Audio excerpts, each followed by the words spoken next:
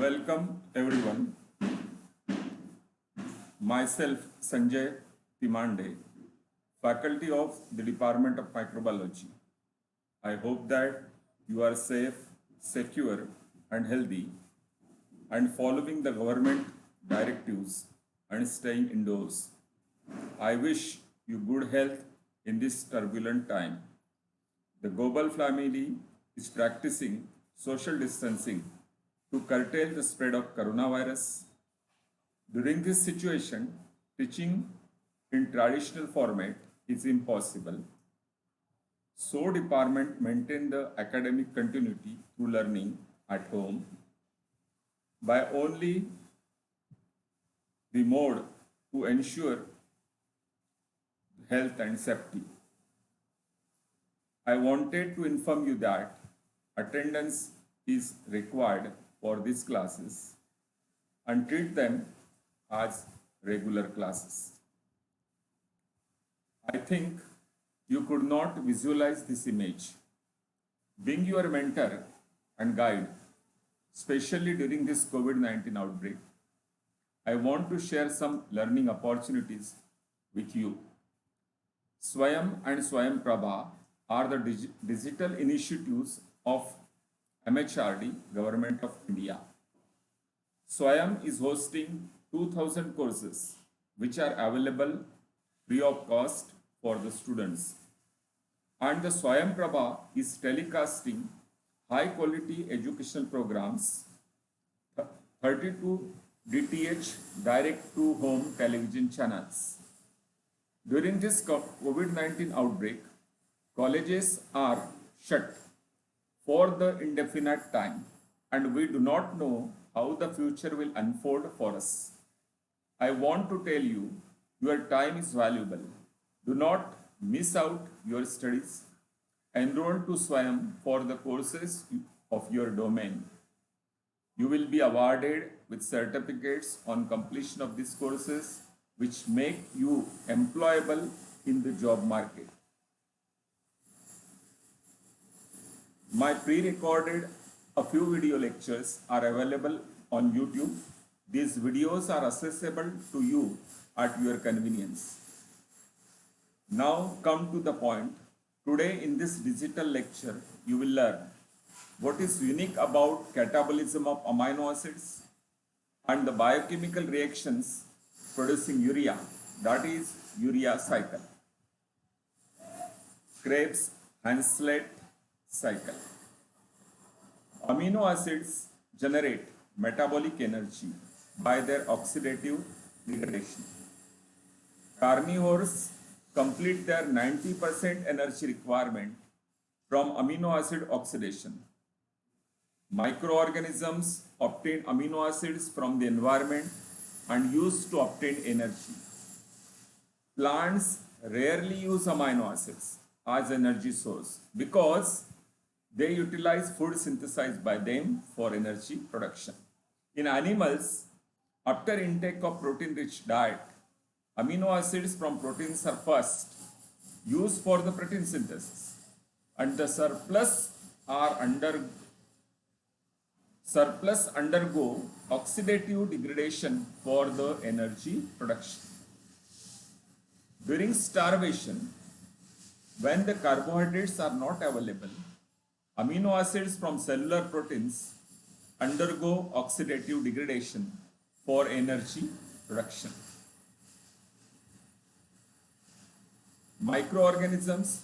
First of all, I would like to explain how the amino acids are catabolized. Some bacteria, pathogenic fungi, bacteria responsible for food spoilage, soil bacteria, can use proteins as their source of carbon and energy for growth. Intake of proteins, as they are macromolecules, cannot cross the bacterial.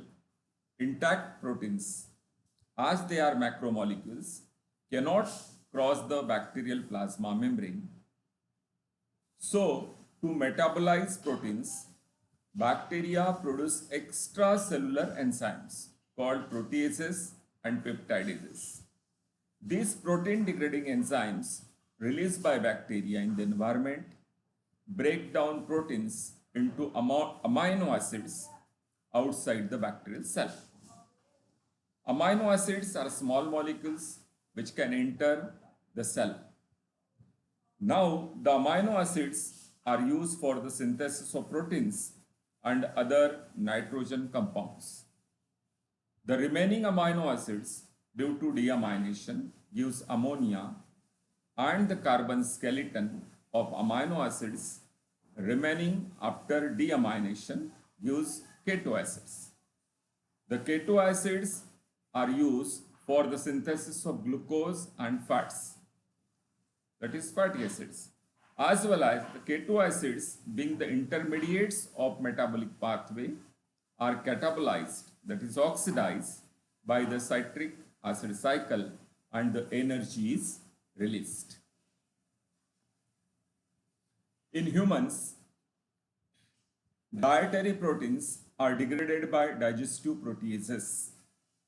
Digestion of proteins begin in stomach and continue in small intestine. Due to digestive proteases, small peptides called oligopeptides and free amino acids are formed by hydrolysis in the lumen of small intestine. Peptides are then acted upon by aminopeptidase secreted by wall of small intestine to give dipeptides and tripeptides.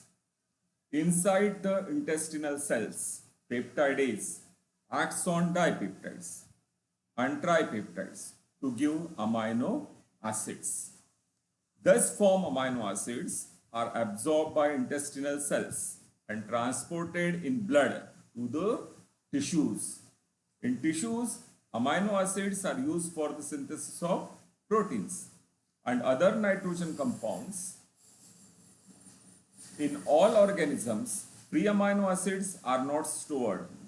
Therefore, amino acid breakdown occurs when the amino acid level exceeds the requirement for protein synthesis process. In mammals, the liver is the principal site of amino acid catabolism, but other tissues such as kidney,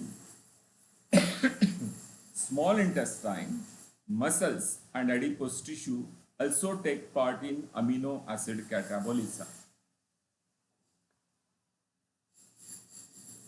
The excess amount of amino acids due to deamination gives ammonia and the carbon skeleton, the first phase of our amino acid catabolism. The carbon skeleton of the amino acid remaining after deamination gives keto acids, that is acetyl-CoA and the intermediates of TC. The keto acid, that is pyruvate, and the intermediates of Krebs cycle are used for the synthesis of glucose by gluconeogenesis, synthesis of carbohydrates from non-carbohydrates. The keto acid, that is acetyl-CoA, acetoacetyl-CoA, is used for the synthesis of ketone bodies and fatty acids. Keto acids, intermediates of TCA, are catabolized, that is oxidized, by the citric acid cycle, and energy is released. The carbon skeleton resulting from the catabolism of amino acid gives 7 products. The products are pyruvate, acetyl-CoA, acetoacetyl-CoA, alpha-ketoglutarate, succinyl-CoA, fumarate, and oxaloacetate. In deamination, alpha amino group of amino acids gives ammonia. Some of the ammonia generated in this process is used for the biosynthesis of amino acids, nucleotides, and amines, and excess generated in the extrahepatic tissues travels to the liver for its conversion to urea. Although each amino acid follows its own specific catabolic pathway, A few general reactions are found common in catabolism of nearly all amino acids.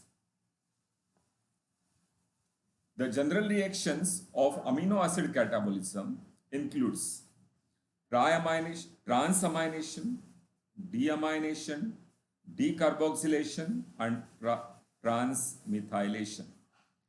Now see what is transamination. The process of transfer of amino group from an amino acid to a alpha keto acid, resulting in the formation of new amino acid and the new keto acid, is known as transamination. That is keto acid 2 plus amino acid 1 use keto acid 1 and amino acid 2. Keto acid 1 is new, amino acid 2 is new. In the transamination, AA1 is amino acid which contains amino group, and other is keto acid, that is keto acid 2 which contains keto group. In transamination, amino group of AA1 is exchanged with keto group of keto acid 2. In the process, amino acid becomes keto acid and the keto acid becomes amino acid. All transamination reactions are reversible. This reaction is catalyzed by aminotransferase having the coenzyme pyridoxal phosphate, that is PPL, PLP, pyridoxal phosphate. Transamination takes place in the cytoplasm of the cells of the body. In transamination, alpha amino group from donor amino acid is transferred to pyridoxine phosphate. Pyridoxine phosphate, see the figure, to form pyridoxine phosphate to form transfer to PLP to form pyridoxine phosphate. The alpha amino group is finally passed on to the acceptor alpha keto acid to form a new amino acid, pyridoxal phosphate. Forms the pyridoxine phosphate.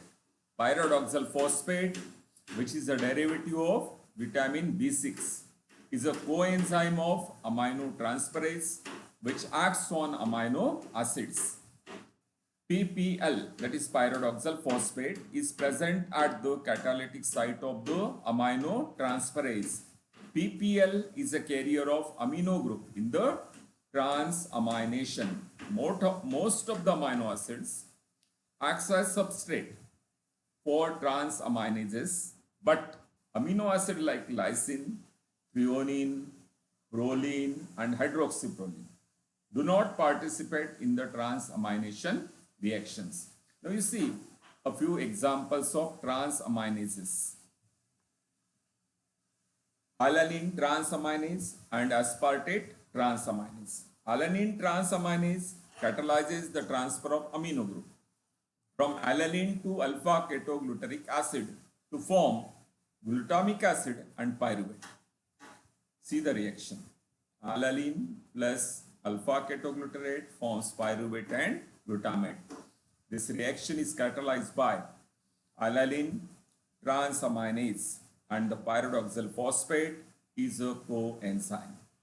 Aspartate transaminase, another reaction, catalyzes transfer of amino group from aspartate to alpha ketoglutarate to form oxaloacetate and glutamate. Aspartate transaminase needs again pyridoxal phosphate as coenzyme. Aspartate plus alpha ketoglutarate forms oxaloacetate and glutamate. The glutamic acid formed in the transamination is transported to liver. From other tissues, it is transported to liver. The transamination is used for both catabolic as well as anabolic processes. The resultant alpha keto acid can be completely oxidized to provide energy, glucose, fat, or ketone bodies depending on the cellular requirement. Since transamination is a reversible process, it is also used for the synthesis of non-essential amino acids from keto acids available from different sources. Pyruvate is transaminated to form again alanine in the reversible reaction. Serum amino transferases like glutamate oxaloacetate aminotransferase called SGOTP, also called aspartate aminotransferase, that is AST, and serum glutamate pyruvate aminotransferase, that is SGPT, SGOT and SGPT, S for serum, also called alanine transaminase, that is ALT,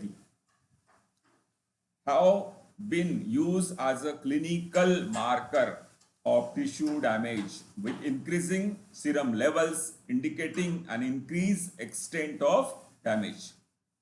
AST is used in myocardial infarction and the ALT is increased in liver diseases. AST is increased in myocardial infarction and the ALT is increased in liver diseases. Aminotransferases are normally present in the serum in low concentration. But in liver diseases, when there is a damage to the liver cells, this enzyme is found in high concentration in serum. In acute myocardial infarction, concentration of this enzyme increases. Which enzyme? That is AST. Now see the trans-deamination. In human body, amino group of amino acid is released by coupled reaction. That is transamination followed by oxidative deamination. This coupled reaction is called trans-deamination. From body cells, glutamate form in the transamination. In both the reactions from aspartate as well as alanine, glutamate is formed. Is in transamination is transported to liver in the matrix of mitochondria of hepatocytes, that is liver cells. It undergoes oxidative deamination. Oxidative deamination is catalyzed by glutamate dehydrogenase. Alpha ketoglutarate form in the oxidative deamination reaction may be used in the transamination or the Krebs cycle. The ammonia generated in the oxidative deamination is then immediately detoxified into urea.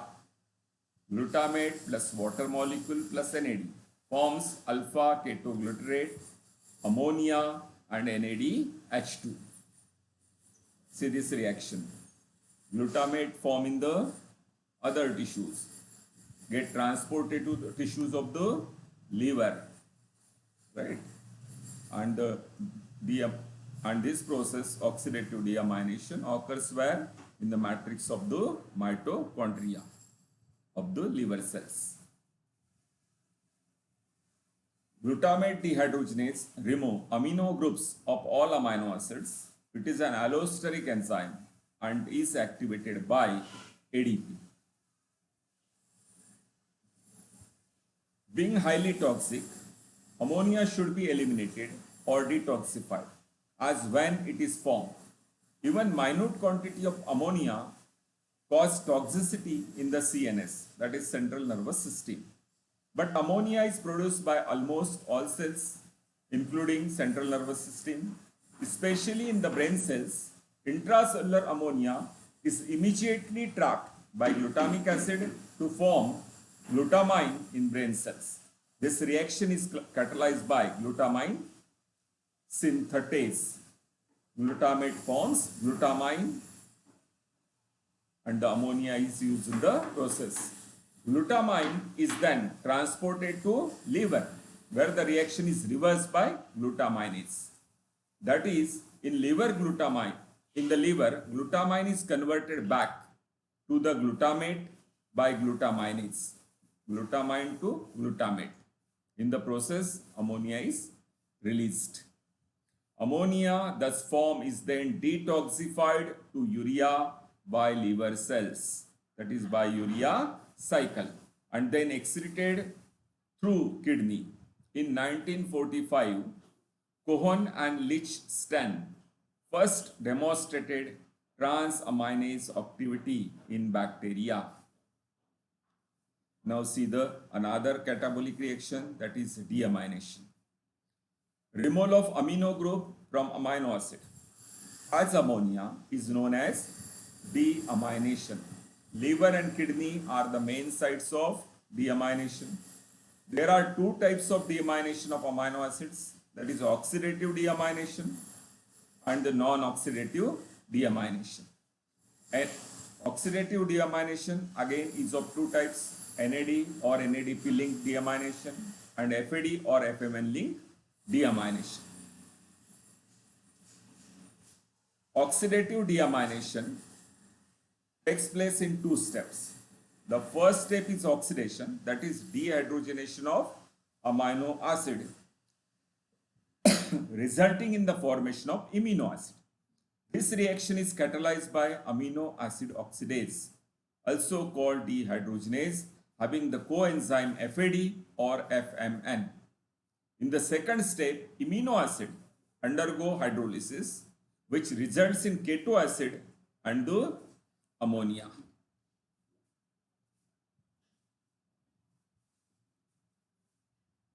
Which results in the keto acid and the ammonia. Most of the ammonia formed by the oxidative deamination of amino acid is converted to urea and excreted in urine. D-amino oxidase that directly oxidize D-amino acids. D-amino acids are not incorporated into proteins. The coenzyme is FAD.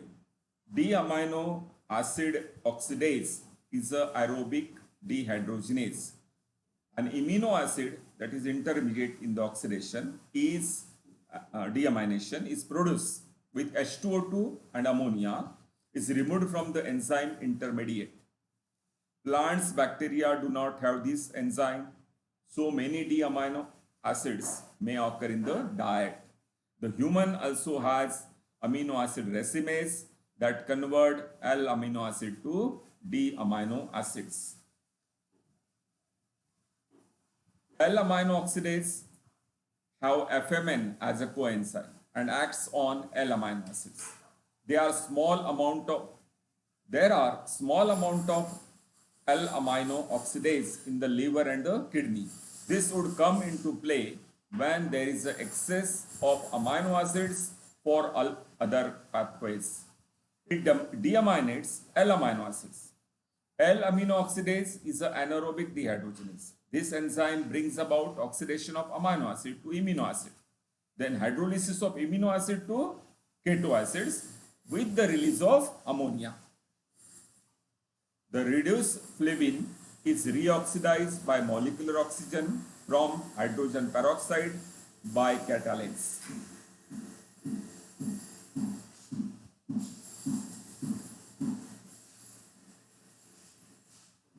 Primarily, oxidative deamination of L-glutamic acid occurs as it is the end product of transamination. You may remember glutamate is formed in the transamination. Glutamate is only the one amino acid that is deaminated with sufficient speed in the human body. Glutamate dehydrogenase catalyzing the oxidative deamination of glutamate is found in the mitochondrial matrix, mainly in the liver cells. The oxidative deamination of L-glutamic acid is an exceptional case where the deamination needs L-glutamate dehydrogenase with NAD or NADP as a coenzyme. It is an anaerobic dehydrogenase. In oxidative deamination of L-glutamic acid, glutamate undergo oxidative deamination, in which it loses its amino group as an ammonium ion and is oxidized to alpha ketoglutarate, ready to accept another amino group. The ammonia or the ammonium ion formed by oxidative deamination of glutamate is converted to urea and is excreted in the urine in a series of reactions known as urea cycle. Oxidative deamination occurs primarily on glutamic acid because glutamic acid was the end product of many transamination reactions. Now see the non-oxidative deamination, that is removal of amino group as a free ammonia from amino acids without undergoing oxidation is known as non-oxidative deamination. Non-oxidative deaminases are serine deaminase and D-sulfurylsulfhydrase. Serine deaminases amino acid with hydroxyl group. This enzyme needs pyridoxal phosphate as coenzyme.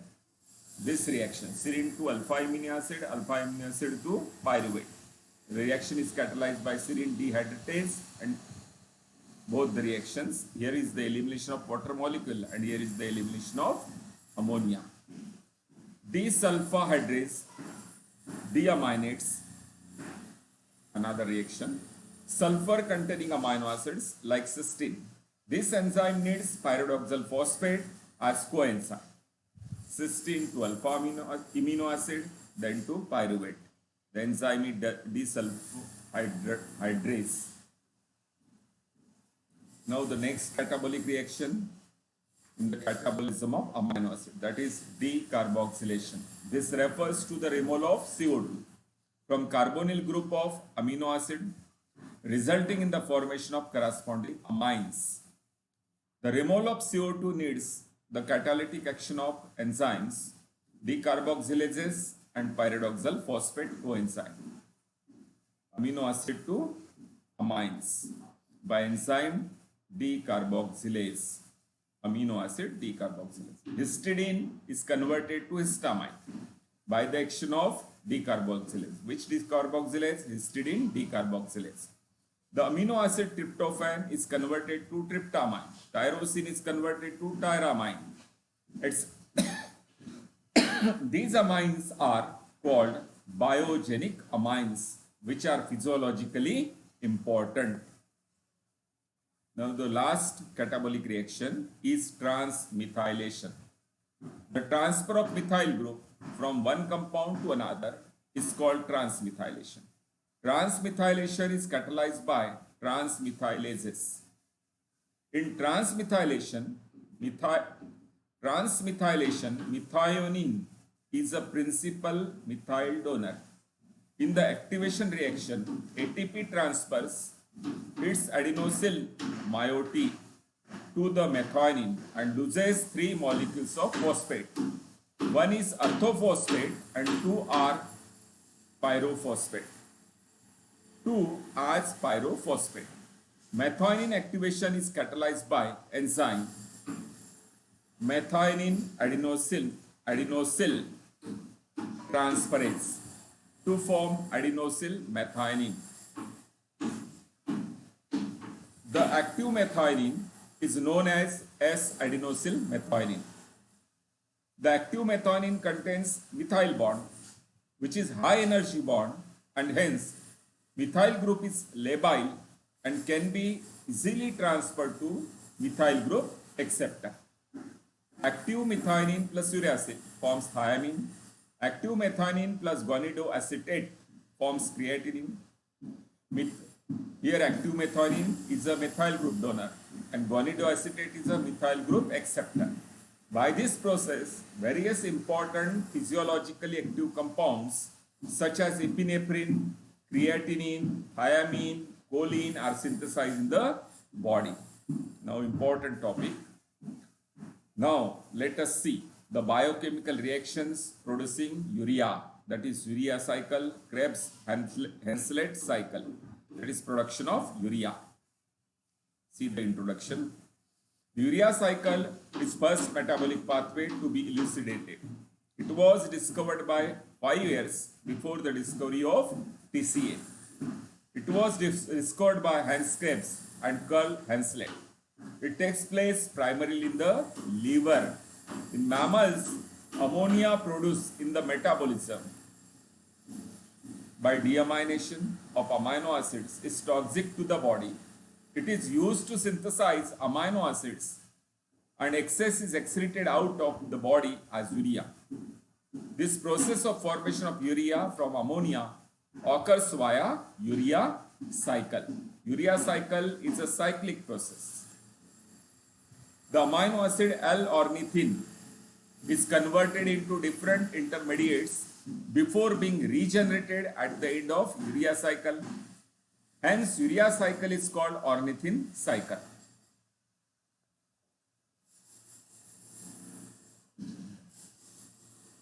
Urea cycle, part of it occurs in the mitochondria and the remaining occurs in the cell cytoplasm.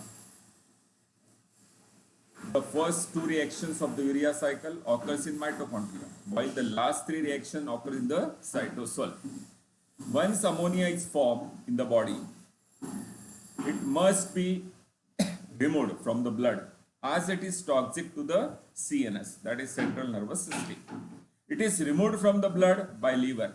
In liver, ammonia is converted to urea in the hepatocytes of liver in 5 steps via urea cycle. Urea is called carbamide and when dissolved in water has a neutral pH. Urea, which is water soluble, less toxic, then travels through the blood stream to the kidney and is excreted in the urine. See the figure. Urea is formed in the liver and is excreted to the kidney. Alpha amino groups of 20 L-amino acids commonly found in proteins are removed during the oxidative degradation of amino acids, if not reused for the synthesis of amino acids. These amino groups are channeled into a single excretory product. In aquatic organisms, that is bacteria, protozoa, fish, releases ammonia as excretory product. They are called ammonotelic organisms. Terrestrial vertebrates release urea as excretory product. They are called ureotelic. And birds, reptiles releases uric acid as an excretory product. They are called uricotelic.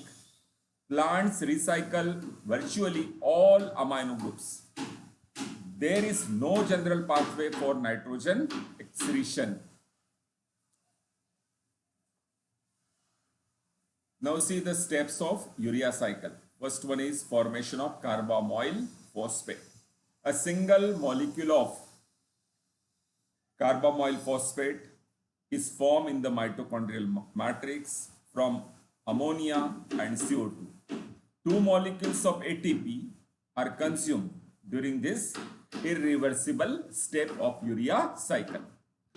Thus, the first nitrogen atom in the urea originates from ammonia following the degradation of amino acid or purine bases. The resulting carbamoyl phosphate is strongly polar, which prevents diffusion across the mitochondrial membrane. This reaction is catalyzed by carbamoyl phosphate synthase 1 present in the liver mitochondria.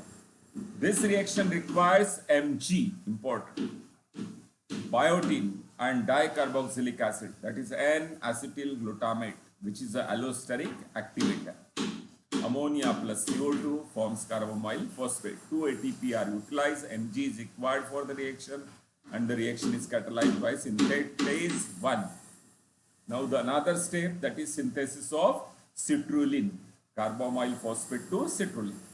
Carbamoyl phosphate has high transfer potential because of its anhydride bond.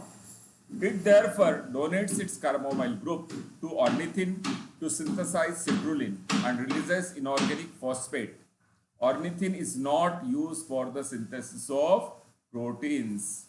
This reaction is catalyzed by enzyme citrulline synthase or ornithine transcarbamylase of liver mitochondria.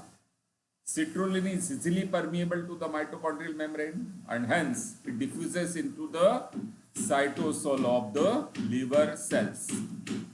Now the remaining steps occurs in the cytosol of liver cells. Citrulline is non-proteinogenic as well as the phosphate residue is left behind as a byproduct during this step. In the next reaction step, citrulline diffuses across the mitochondrial membrane in order to reach the cytosol of hepatocytes. The diffusion occurs via translocator in the membrane which exchanges citrulline with the ornithine in the antiporter. Now synthesis of arginosuccinate, third step. In the cytosol of hepatocytes, the second amino group is introduced into aspartate by condensation reaction between amino group of aspartate and carbamyl group of the citrulline.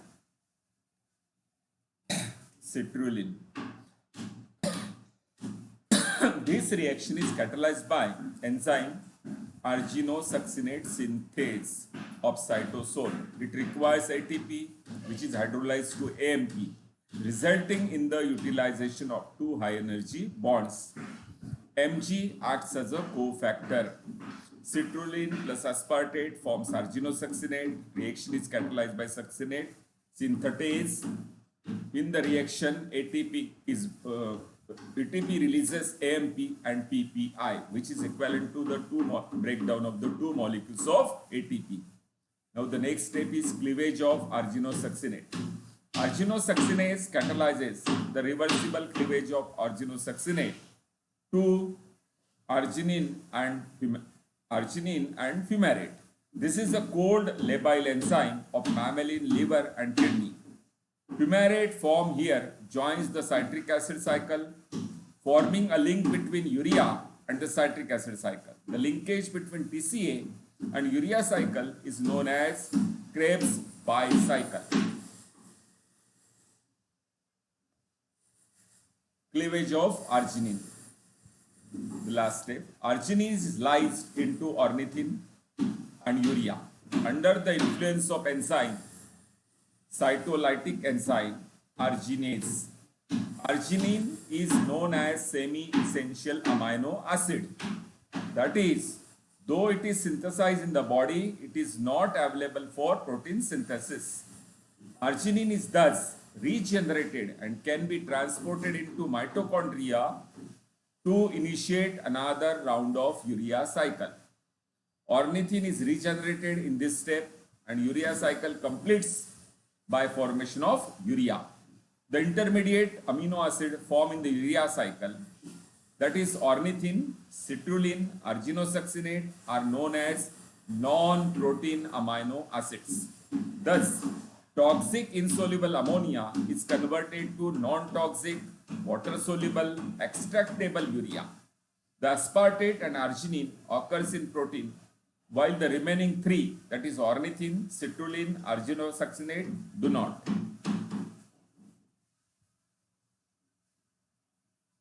During the last reaction of urea cycle, arginine is hydrolyzed to arginase and the whole urea group is released.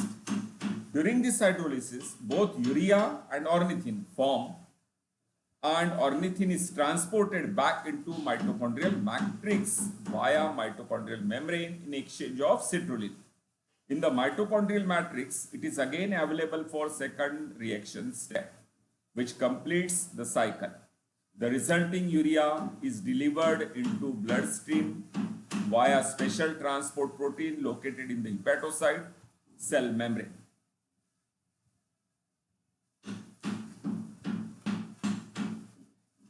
During the course of urea cycle, fumarate is generated in the cytosol of the hepatocyte during the cleavage of arginosuccinate.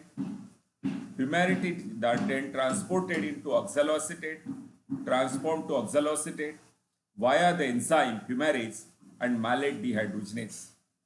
releasing malate as an intermediate product. These steps occur during the citric acid cycle in the cytosol. Oxaloacetate is again transaminated to aspartate to restart another metabolic cycle referred to as aspartate cycle.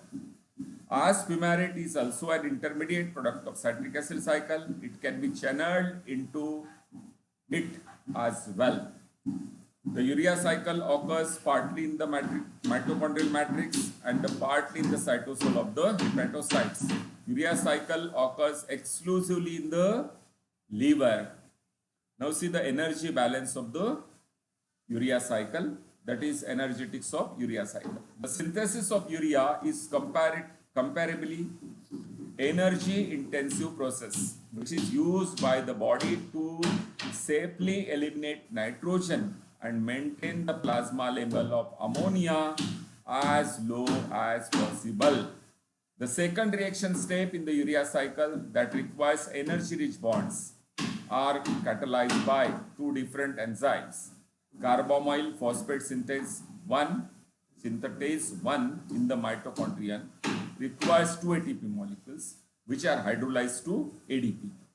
In the cytosol, arginosuccinate synthetase only requires single ATP molecule, which is, however, hydrolyzed twice to AMP and pyrophosphate.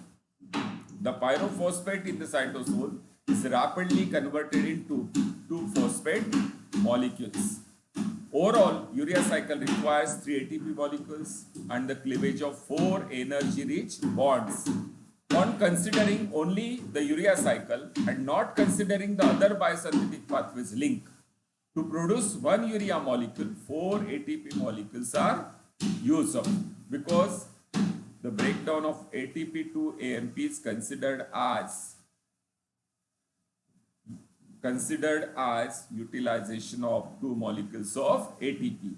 Ammonium ion to carbamoyl phosphate utilization, 2 ATP molecules. Citrulline to arginosuccinate, breakdown of 1 ATP to AMP and PPI, which is equivalent to 2 PI. Therefore, the entire reaction can be summarized as 2 ammonium ions plus CO2 plus H2O plus 3 ATP forms 1 urea molecule, 2 ADP, 4 PI plus AMP and 2 protons. Right. The deamination of amino acids produce ammonia, which is toxic. By this cycle, it is converted to urea, which is non-toxic. 2 molecules of ammonia, 1 molecule of CO2 are converted to urea for each turn of the cycle.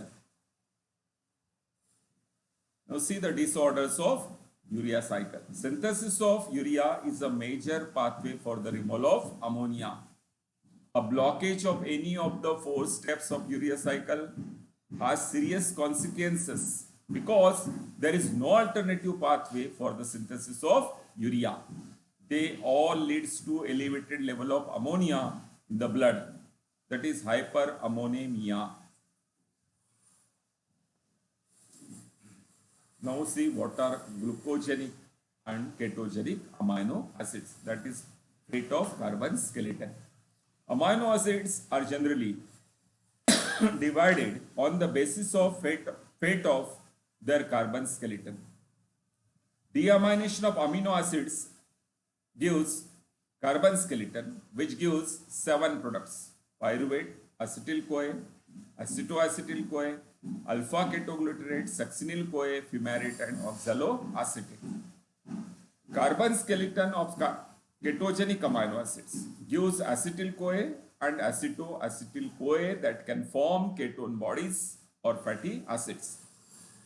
Ketogenesis is a biochemical process of forming ketone bodies from the breakdown of ketogenic amino acids or fatty acids.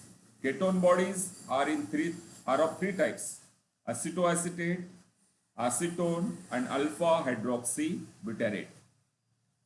Their carbon skeleton are not the substrate for glucogenesis and therefore cannot give rise to net formation of glucose or glycogen in the liver or glycogen in the muscle.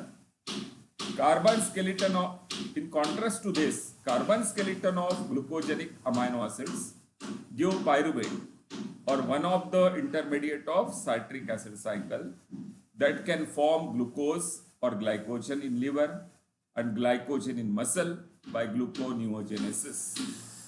See the chart of glucogenic, ketogenic amino acids and glucogenic plus ketogenic amino acids. Some are essential amino acids and some are non-essential amino acids. See the ketogenic amino acids, leucine and lysine. Begins with the letter L, lysine and leucine. Easy to remember. Thank you for listening to me. I am sending you amino acid metabolism quiz questions via email. Solve these questions and send answers in the original mail. Please email me at spt.micro2011@gmail.com. If you have any questions, you may ask me on WhatsApp or through phone. Thank you. Thank you for listening to me.